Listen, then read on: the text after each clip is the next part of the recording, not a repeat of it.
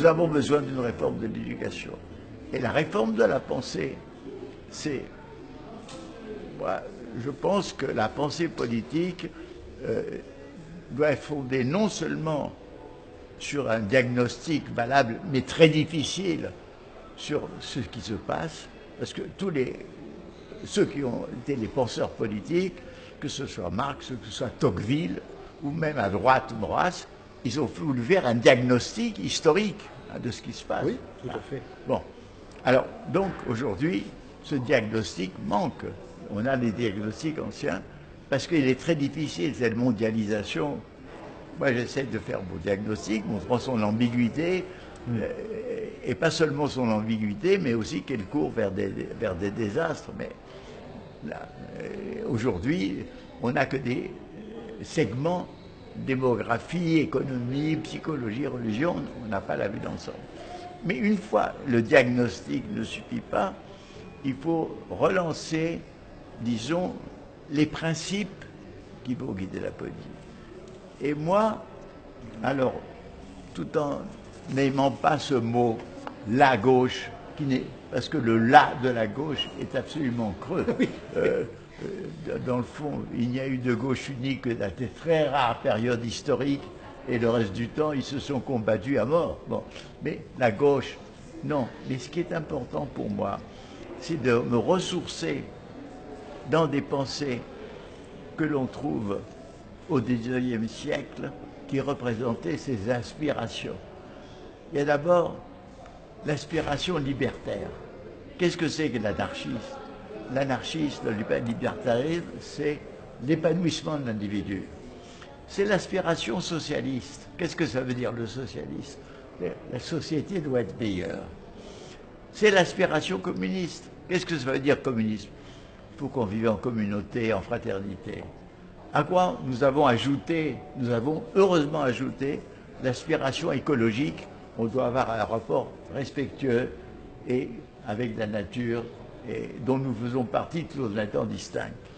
Et à mon avis, c'est le ressourcement, il est là, et c'est à partir de ces aspirations qu'on peut dire une nouvelle voie qui va retrouver nos idées classiques, liberté, égalité, fraternité, mais en sachant que ces idées complémentaires sont en même temps antagonistes, parce que si tu fais de la liberté seule, eh bien, elle détruit l'égalité, et si tu imposes l'égalité, tu détruis la liberté.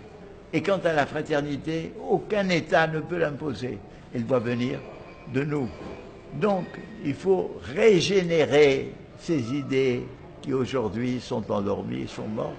Et à mon avis, ce sont les principes qui doivent nous guider à part d'un diagnostic. Et moi, je crois qu'aujourd'hui, ce qui est très important, l'idée de révolution, de la révolution, avec un L majuscule, n'a plus aucun sens. Bien sûr, je crois en des révolutions nationales qui chassent des dictatures, tout ça, oui. Mais l'idée de la grande révolution qui, comme dit l'international, faisait table rase et changeait le monde, non. Du passé, faisons table rase. Ne faisons pas table rase du passé. C'est dans la culture du passé qu'on trouvera les forces de régénérer les choses. Donc, moi, je dis que je suis plus de... Par exemple, en France. En France, si tu veux diminuer l'inégalité en frappant les riches par l'impôt, dans la mondialisation, tout leur argent s'en va, il est déjà en grande partie dans les paradis fiscaux. Si tu ne peux pas imposer, mais par contre, si tu réussis à créer une nouvelle conscience populaire qui fait que on change la consommation, on ne prend que des produits alimentaires sains, on cesse de prendre des produits frelatés, on cesse de prendre des produits vantés par la publicité aux vertus mythologiques. Si on change de comportement, si on change de vie, si on change de sang, à ce moment-là, nous pouvons faire régresser le pouvoir de l'argent, du profit et du calcul.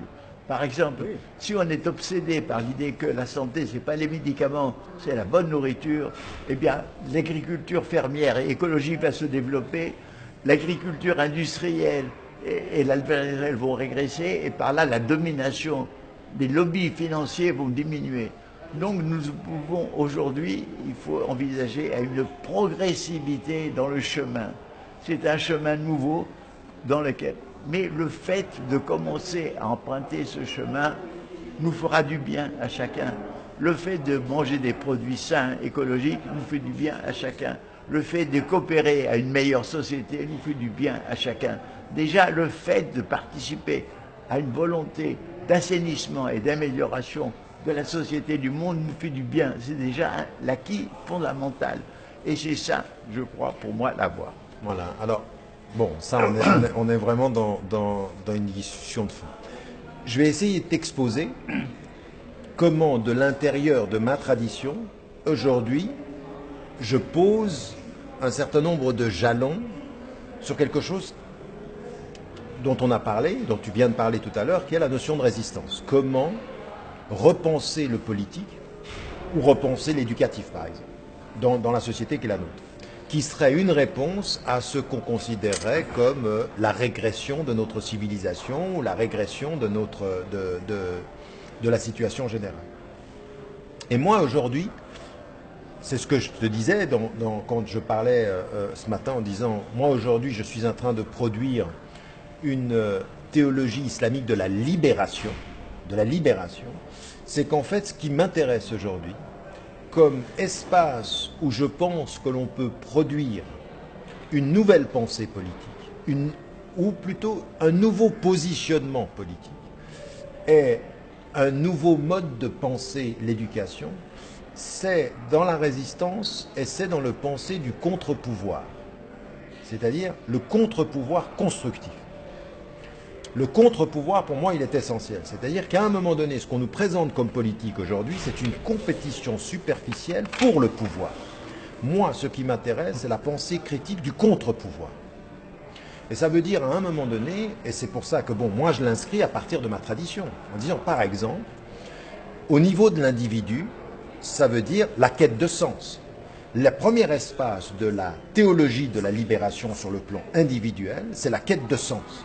La quête de sens spirituel autant que la quête de sens intellectuel, c'est-à-dire les instruments de son autonomie intellectuelle et les espaces de son bien-être spirituel, comme élément constitutif d'une première résistance à quoi? Non pas à être attiré par l'émotif du discours superficiel, mais se construire dans un discours à la fois spirituel dans le sens et critique dans le rapport à la responsabilité. Ça, pour moi, ce sont des... Donc, ce que je vais regarder aujourd'hui dans notre civilisation, ou par exemple dans les sociétés majoritairement musulmanes, parce que pour moi, on est en face des mêmes défis. Des mêmes défis en termes culturels et des mêmes défis en termes d'élitement de la pensée politique. C'est penser le contre-pouvoir en termes de résistance et de libération. Alors, il y a une dimension du spirituel, c'est-à-dire gagner du sens, intégrer du sens, produire de la pensée critique. Et ensuite, dans ce qu'on a dit par exemple, il y a tout ce qui va être de résister et de construire une pensée par rapport à la marchandisation, c'est-à-dire de ce qui va être la réhumanisation. Oui, la réhumanisation, les principes de responsabilité, les principes de solidarité, le principe de justice, et qu'à partir d'un certain moment, ça se construise dans un rapport au contre-pouvoir, c'est-à-dire une pensée politique qui pense ceci en liant ces éléments-là. Alors moi, ce qui m'intéresse dans toute cette théologie-là, ça veut dire qu'elle est transversale de toute façon. Elle part de l'individu dans sa quête de sens, de l'individu dans sa responsabilité, de l'individu dans sa solidarité et de l'individu dans son rapport à l'environnement, dans sa façon de consommer, la résistance par une certaine forme de consommation, la résistance par une certaine forme de solidarité, la résistance par une certaine forme d'internationalisme, c'est-à-dire qu'à partir d'un certain moment, comprendre que mon destin ici ne peut être pensé qu'avec la relation du destin ailleurs, c'est-à-dire véritablement une pensée qui est locale, mais une pensée qui ne se coupe jamais de l'international.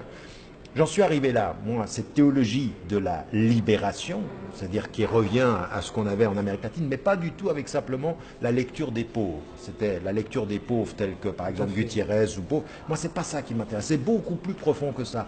La lecture des pauvres, c'est un des volets. Mais par exemple, il y a dans la théologie, dans la libération, quelque chose qui est éminemment éducatif. C'est-à-dire l'éducation, c'est un processus de libération. La spiritualité, c'est un processus de libération.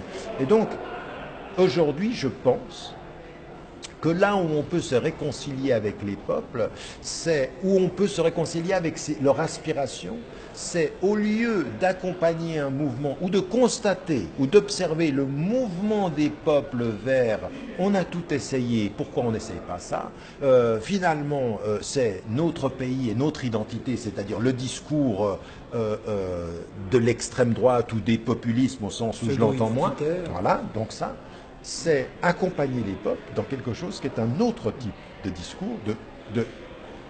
Parce qu'en fait, il y a quelque chose qui est tout à fait paradoxal.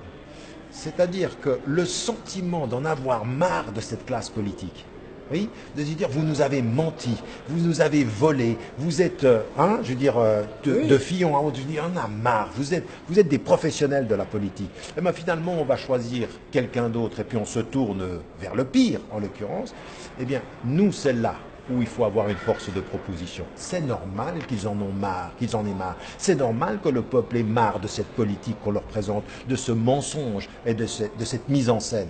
Il faut proposer autre chose, mais qui soit dans l'accompagnement et dans le respect du peuple. Et pour moi, c'est cet élément positif que je vois dans le peuple qui est de ce rejet d'une certaine corruption du pouvoir ou d'une certaine distorsion du pouvoir, de lui donner un caractère positif de résistance à partir de ces sujets-là. Moi, aujourd'hui, j'en suis là, j'en suis arrivé à me dire que renouer avec les deux jambes de l'éducatif et du politique passe par une vraie réflexion sur les contre-pouvoirs locaux, nationaux et internationaux.